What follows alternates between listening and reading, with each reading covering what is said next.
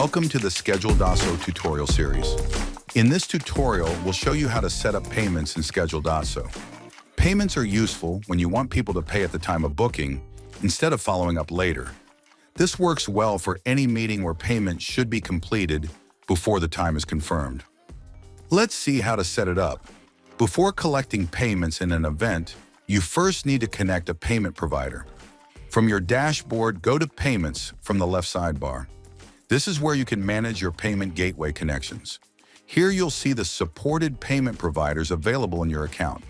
To create a new connection, click Set up Payment Gateway, or you can click Add New Connection. This opens the Payment Gateway Setup form. Start by choosing the provider. For this example, we'll use Stripe. Next, enter a name for the connection.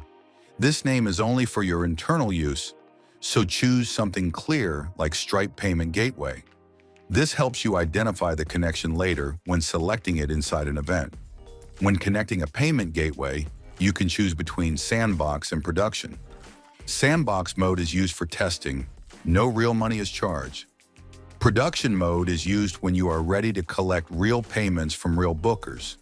For this demo, we'll use Sandbox. Then select your default currency. This currency will be used for the payment connection and can later be selected inside your event setup. Now go to the Connection Information section. For Stripe, enter the required keys such as the publishable key and secret key. You can copy these from your Stripe account and paste them into the matching fields here.